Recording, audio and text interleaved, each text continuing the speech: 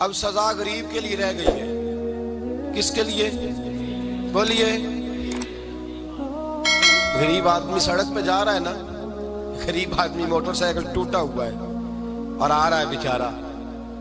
میں کسی محکمے پر اعتراض نہیں کرتا، لیکن میں نے اپنی آنکھوں سے یہ منظر دیکھے ہیں. پولیس والے نے ہاتھ دے لیا تو وہ کانپنے لگا ہے، وہ کانپ رہا ہے، وہ ڈر رہا ہے. کدھر سے آ رہے ہو؟ جناب میں مزدوری کرنے گیا تھا. تو وہ فلاں چیز کدھر ہے، کارڈ کدھر ہے، وہ فلانی چیز. اس کو نظر آ رہا ہے یہ غریب ہے، یہ چور نہیں، یہ ڈاکو نہیں. بلکہ اگر میرا جملہ سخت نہ ہو تو جو بڑے بڑے ڈاکو ہیں ان کی تو پولیس بندوقیں لے کے حفاظت کرتی پھرتی ہے. ان کے تو ڈاکوؤں کے تو پیچھے لگی ہوئی محافظ بنی ہوئی ہے ان کی. غریبوں پر سارا ظلم ہوتا ہے، اور امیر وہ دندناتا پھرتا ہے، وہ روز قانون توڑتا ہے، وہ قانون کو جیب میں رکھتا ہے، اس کی بغل میں ہوتا ہے قانون. چھوٹے آدمی کو پریشان کیا جاتا ہے، لیکن بڑے آدمی کو آزادی ملتی ہے. حضرت عمر فاروق رضی اللہ تعالیٰ عنہ کے زمانے میں حضرت عمر بن عاص رضی اللہ تعالیٰ عنہ نے مصر فتح کیا، فاتح مصر ہوئے، جدوجہد کے ساتھ فتح کیا. مصر فتح ہو گیا تو حضرت سیدنا عمر فاروق نے حضرت عمر بن عاص کو وہاں کا گورنر بنا دیا. گورنر صاحب کے بیٹے تھے، محمد بن عمر ان کا نام تھا. انہوں نے ایک عام مصری، عام آدمی کے ساتھ گھوڑا دوڑایا کہ جس کا گھوڑا کامیاب ہو جائے گا اس کو انعام ملے گا. گھوڑا دوڑایا، اب وہ عام آدمی کا گھوڑا جیت گیا، گورنر صاحب کے بیٹے کا گھوڑا ہار گیا. اب اس کے لیے شور ہوا، لوگوں نے واہ واہ کی، بلے بلے ہوئی، نعرے لگے، انعام ملا. جب وہاں سے نکلے تو وہ گورنر صاحب کا بیٹا جو بگڑ گیا تھا اس نے درہ لیا، اس عام مصری کے بیٹے کو کونے میں کھڑے کر کے اس کے وجود پہ درے برسائے، مار مار کے لہو لہان کر دیا. بیٹا تڑپتا ہوا باپ کے پاس آیا، غریب کا بیٹا تڑپا. اس نے کپڑا ہٹایا تو لہو نکلنے لگا. کہنے لگا ابا جی مجھ پر ظلم صرف اس لیے ہوا ہے کہ میرے باپ کے مربے کوئی نہیں. مجھ پر زیادتی اس لیے ہوئی ہے کہ میرے باپ کا بینک بیلنس کوئی نہیں. اس لیے زیادتی ہوئی ہے کہ میرا باپ کوئی سیاسی کند کاٹ نہیں رکھتا. ابا جی دیکھیے نا میری پشت زخموں سے بھر گئی. میری غلطی یہ ہے کہ میں غریب کا بیٹا ہوں. اس نے اس لیے مارا ہے کہ وہ گورنر کا بیٹا ہے. باپ نے کہا بیٹے چپ کر جا، یہ ظلم کا دور نہیں، یہ عمر کا دور ہے. یہ زیادتی کا دور نہیں، یہ عدل کا دور ہے. یہ رسول اللہ کے غلاموں کا دور ہے. اس دور میں ظلم نہیں ہوتے. بیٹھ گھوڑے کی پشت پہ. 2-3 دن لگے تو مدینے آئے، اور جب مدینے آ کر کے اس باپ نے اپنے بیٹے کی پشت سے کپڑا اٹھایا تو فاروق اعظم جیسے دلیر رو پڑے. پہلے سجدے میں گئے، کہنے لگے خداوندہ مجھے معاف کر دے، میرے دور کے اندر یہ کام ہو گیا. اے اللہ مجھے معاف کر دے، مجھ سے درگزر فرما. پھر فرمایا جاؤ عمر بن عاص کو بھی لاؤ، اس کے بیٹے کو بھی لاؤ. دونوں کو لایا گیا.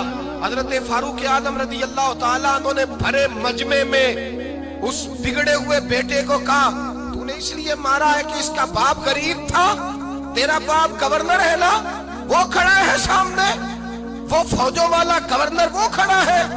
اس غریب مصری کے بیٹے سے کہا درے اٹھا، اور جتنے اس نے تیرے وجود پہ مارے تھے اتنے ہی تو بھی اس کے وجود پہ مار. اور یہ تو تیرا تو باپ موجود نہیں تھا، اس کا سامنے کھڑا ہے. درے برسائے، چیخیں نکلی، اور مسجد نبوی کے صحن کے اندر لوگوں نے یہ منظر دیکھا. پھر حضرت عمر فاروق نے پلٹ کر دیکھا عمر بن عاص کی جانب. فرمایا عمر گورنری کا لباس اتار لے، جا ٹاٹ کا لباس پہن کر اونٹوں کا ریوڑ چرایا کر. لوگ کہنے لگے حضور عمر بن عاص کی غلطی کیا ہے، ان کو سزا کیوں مل رہی ہے؟ آپ فرمانے لگے عمر بن عاص کے بیٹے کے دل میں خیال کیسے آیا کہ یہ گورنر کا بیٹا ہے؟ اس کے دل میں خیال کیسے آیا؟ اس کے گھر میں بات ہوئی ہوگی نا کہ تو گورنر کا بیٹا ہے. اس کے دل میں بات ہوئی ہوگی نا کہ تو چودھری کا بیٹا ہے. باقی کمی ہوتے ہیں، اس کے دل میں بات ڈالی کس نے کہ تو امیر ہے؟ باقی نیچ ہوتے ہیں، یہ پیغام دیا کس نے؟ فرمایا چونکہ اس کے باپ نے گھر کے اندر کوئی بات کی ہوگی، اب یہ گورنری کے قابل نہیں رہے، اب یہ اونٹ چڑھایا کریں گے. فرمایا یہ اللہ کے رسول کا دین ہے، اور جب تک سورج چمکتا رہے گا رسول اللہ کا دین غالب رہے گا، نبی پاک کا دین غالب رہے گا. یہ کیسے ہو گیا کہ میرے زمانے میں ظلم ہو جائے، زیادتی ہو جائے؟ علامہ اقبال نے اپنی خوبصورت انداز میں لکھا ہے، کہتے ہیں سلطان مراد ہندوستان کا بادشاہ تھا۔ اقبال نے لکھا ہے، اقبال کہتے ہیں اس نے ایک مستری کو بلایا مسجد بنانے کے لیے، کہا اس طرح کی بنانا میرا دل خوش ہو جائے۔ معمار نے، مستری نے مسجد بنائی، بادشاہ سلامت کو پسند نہ آئی تو بادشاہ سلامت نے اس مستری کا ہاتھ غصے سے کاٹ ڈالا، پوچھ کوئی نہیں نہ سکتا۔ وہ سیدھا قاضی کی عدالت میں کٹا ہوا ہاتھ لے کے گیا اور قاضی کے دروازے پہ جا کے کہنے لگا میں پوچھ سکتا ہوں آپ کس کا کلمہ پڑھتے ہیں؟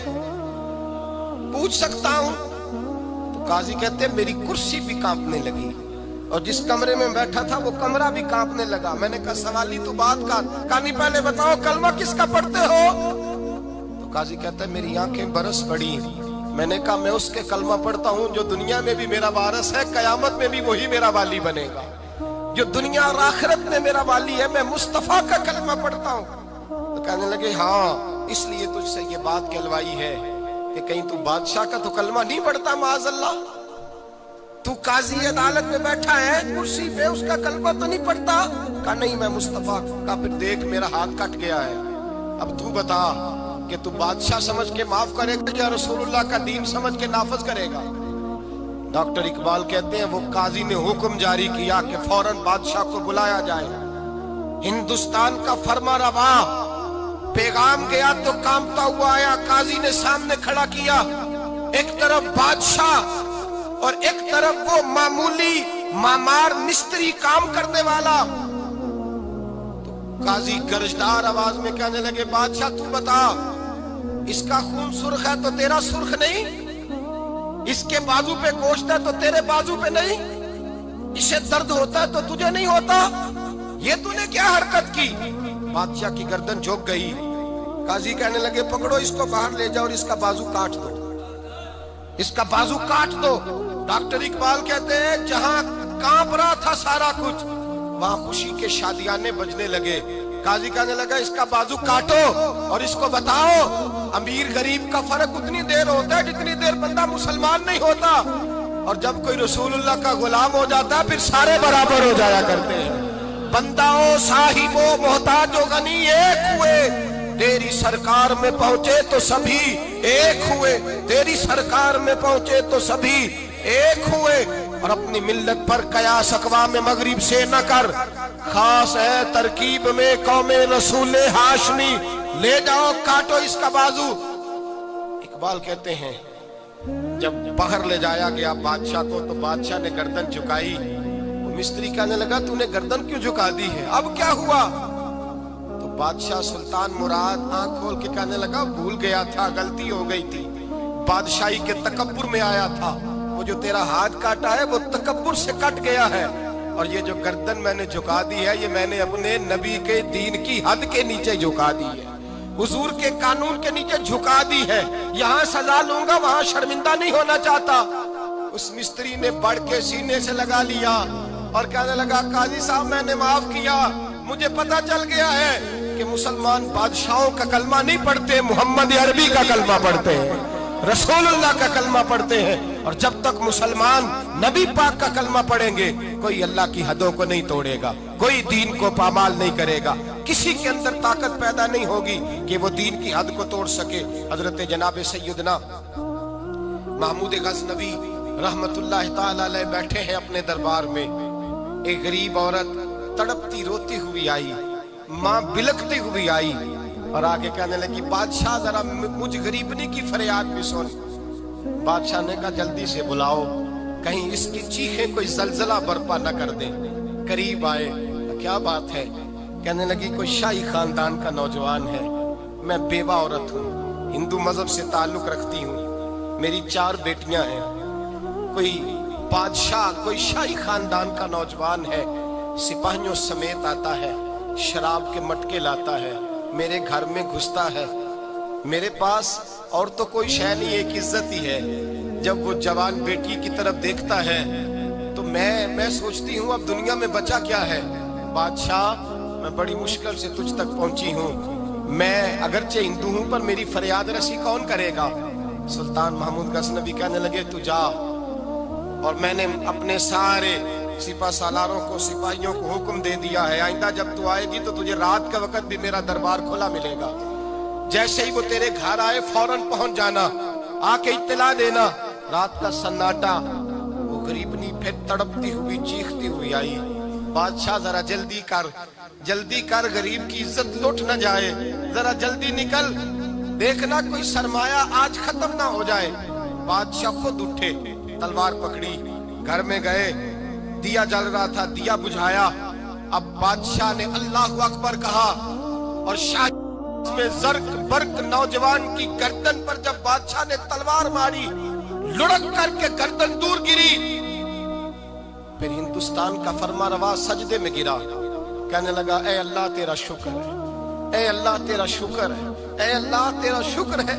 फिर बादशाह ने कहा पानी तो लाओ, दिया तो जलाओ, पानी लाया गया, रोटी तो लाओ। खुश्क रोटी के चंद टुकड़े बादशाह ने खाए, 1 गिलास पानी का, 2 गिलास पानी के, 4 गिलास पानी, 2 जग बादशाह पानी के पी गया। और फिर रोता हुआ जब उठा तो बीबी कहने लगी बादशाह तेरा शुक्रिया, पर मुझे समझ नहीं आई इस रंग की, दिया क्यों बुझाया है, सजदा क्यों किया है, पानी क्यों मांगा है।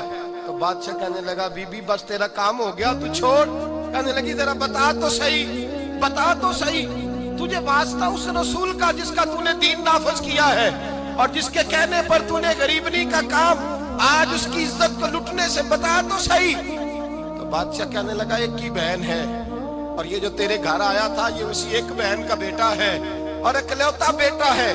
तहकीक की तो पता चला मेरा अपना भांजा ये जुल्म कर रहा है। मैंने कसम खाई थी कि जब तक तुझे इंसाफ नहीं मिलेगा ना रोटी खाऊंगा ना पानी पीऊंगा। आज 3 दिन से हल्क खुश्क है, इसलिए कि मुस्तफा का दीन नाफिज करना है, इसलिए कि हुदूदुल्लाह को कायम करना है। फरमाया आज जब मैंने दिया गुल किया, आज चराग बुझाया, तो इसलिए कि जब भांजे को मारूं तो कहीं बहन की सूरत सामने ना आ जाए। ये इंसाफ है, ये बेइंसाफ होता है। ये वो इंसाफ है जो नहीं देखता कि सामने क्या है, इसकी आवाज नहीं होती, धड़कन नहीं होती, ये तलवार चलती है तो लिहाज नहीं करती, इसलिए दिया बुझाया था। और सजदा शुक्र इसलिए अदा किया है कि अल्लाह तेरा शुक्र है मैंने तेरे रसूल का दीन नाफिज कर दिया है। ये बात कह करके सुल्तान महमूद गजनवी कहने लगे पानी पिया है इसलिए कि उस दिन का प्यासा हूँ जिस दिन तू फरियाद लेके आई, खुश्क रोटी इसलिए खाई है उस दिन का भूखा हूँ जिस दिन तू फिर रोते हुए। महमूद गजनवी ने पैर बाहर रखा, 4 बेटियां जवान, एक अम्मा दौड़ी हुई आई और कदमों में बैठी, कहने लगी महमूद मैंने नहीं देखा अबू बकर, मैंने कोई अबू बकर को तो देखा नहीं, उमर उस्मान अली को तो मैंने नहीं देखा, फातिमा ज़हरा के बाप की कैफियत कैसी थी, पर तेरे रंग में, तेरे अंदाज में मुझे जलवे जरूर नजर आए हैं। अब मेरी बेटियां आम बेटियां नहीं रहेगी, ये फातिमा की कनीज़ें बनेंगी। अब मैं हजरत आयशा का पानी भरूंगी, तूने हुजूर का दीन नाफिज किया है, अब मेरा दिल बदल गया है, तू कलमा पढ़ा, हम 5 माँ बेटियां मुसलमान होना चाहती है। मेरे भाई, जब रसूलुल्लाह का दीन नाफिज होता है फिर गरीब की मदद होती है। गरीबों ना आजमाओ बार बार चेहरे बदल के जालिमों को, दुआ करो रमजान की सुहानी सुबह में, ऐ अल्लाह हमें कोई महमूद गजनवी का वारिस अता फरमा, ऐ अल्लाह को सुल्तान सलाहुद्दीन अय्यूबी का जानशीन अता फरमा, कोई उमर बिन अब्दुल अजीज को मानने वाला दे, हमें वो दे जिसके लबों पे इमाम हसन और हुसैन का नाम जारी हो, कोई ऐसा अता फरमा जो हजरत अली को अपना आइडियल कहता हो, जो उस्मान गनी की हया, उमर फारूक की अदालत का वारिस हो, जो अबू बकर सिद्दीक की सदाकत को आइडियल समझता हो। यही चराग जलेगा तो रोशनी होगी। जब अल्लाह की हद का मामला आए, किसी की परवाह न करना, फिर न देखना सामने कौन है, फिर न देखना कौन है। और क्या कहता है, हजरत फारूक आजम के जमाने में गुस्सान के बादशाह ने कलमा पढ़ लिया था, शाह गुस्सान ने। आज तो मक्के और मदीने में भी हालात बिगड़ गए, अब तो पैकेज होते हैं हज का, एक वीवीआईपी, एक वीआईपी, एक आम, एक इकानमी, अब तो वहां भी पैकेज है, अब तो वहां भी अमीर आए تو ان کے لیے الگ رستے ہیں عرفات اور منا جانے کے لیے۔ حضرت عمر کا زمانہ تھا، غسان کے بادشاہ نے کلمہ پڑھا، لمبا جبہ پہن کے طواف کعبہ کر رہا تھا، ایک غریب کا پیر جبے پہ آ گیا، غریب کا، مجبور کا، غلام کا۔ بادشاہ نے پلٹ کے تھپڑ جو مارا تو مجمع میں خانہ کعبہ کے سائے میں غریب رونے لگا، اور حضرت عمر کے پاس گیا، کہنے لگا میں رسوا ہو گیا اور سرے طواف رسوا ہو گیا، اے عمر اللہ کے گھر آ کے بھی میری رسوائی ہوئی۔ حضرت عمر نے غسان کے بادشاہ کو بلا کے کہا کہ اسے بدلہ دے، اسے راضی کر یا بدلہ دے۔ کہنے لگا عمر اب میں اسے بدلہ دوں؟ آپ نے فرمایا یہ میرے نبی پاک کا دین ہے، یہ حضور کا دین ہے، یہ نافذ ہوگا، یہ امیر غریب کے لیے علیحدہ علیحدہ نہیں، اسے بدلہ دے، یہ تجھے تھپڑ مارے گا، تجھے کھانا پڑے گا۔ اس نے کہا اگر میں ایسا نہ کروں تو آپ فرمانے لگے پھر میں عمر ہوں، پھر میں عمر ہوں، پھر میں تجھ سے کرواؤں گا، تجھے کرنا پڑے گا، تجھے یہ کرنا پڑے گا، میں کرواؤں گا۔ حضرت سیدنا عمر فاروق نے کہا ایک رات کا وقت ہے تیرے پاس، یا اسے راضی کر لے یا سویرے اسی طرح طواف ہوگا، اسی طرح مجمع ہوگا، اور طواف کی اس جگہ جہاں تو نے تھپڑ مارا تھا یہ تجھے تھپڑ مارے گا، اور سارا زمانہ دیکھے گا کہ رسول اللہ کا دین کیسے نافذ ہوتا ہے، تجھے تھپڑ کھانا پڑے گا، مار کھانی پڑے گی۔ اللہ اکبر۔ جب سیدنا فاروق اعظم نے اسے یہ کہا، ایک رات سوچنے کا وقت لیا، اس نے راتوں رات سامان اٹھا کر کے واپس بھاگ گیا، عیسائی ہو گیا۔ ایک آدمی نے کہا عمر اتنا بڑا بادشاہ تھا، اس کے پیچھے کتنے لوگ مسلمان ہوتے، مال خزانہ میں کتنا نفع آتا، یہ ہوتا وہ ہوتا۔ حضرت عمر کہنے لگے چپ کر جاؤ، نہ مال چاہیے، نہ زیادہ تعداد چاہیے، نہ بادشاہ چاہیے، ہمیں تو اپنے مصطفیٰ کا دین چاہیے، ہمیں تو رسول اللہ کا دین چاہیے، اس سے زیادہ ہمیں کسی چیز کی حاجت نہیں۔ بھائی یہی چراغ جلے گا تو روشنی ہوگی۔ رسول اللہ کے دین کی حد کے معاملے میں کسی کی پرواہ نہ کریں۔ جب آپ کو واضح قرآن کی آیت مل جائے، جب حدیث مبارکہ واضح مل جائے، پھر اپنی رائے پہ پھر اس پر اپنی رائے کو نہ ڈالیں، تھوپے نہ، پھر یہ نہ دے کہ میں نے گھر بچانا ہے، میں نے فلاں چیز بچانی ہے۔ بس اللہ تبارک و تعالیٰ کی حد کا جہاں معاملہ ہے، میں نے شروع میں کہا تھا ہر رشتہ توڑ دو، ہر تعلق توڑ دو، اپنا آپ بھی ٹوٹتا ہے تو توڑ دو، لیکن دیکھنا کہیں رب رسول کی حد نہ ٹوٹنے پائے، یہ حد کبھی نہیں ٹوٹنی چاہیے۔ دین اسلام کی جو حدود اللہ اور اس کے رسول نے متعین فرمائی ہیں ان کو کبھی نہیں ٹوٹنا چاہیے۔ دعا ہے خالق کی بارگاہ میں اللہ تعالی ہمیں اپنے محبوب کے دین کی حفاظت کی توفیق عطا فرمائے۔ آخر دعوانا ان الحمد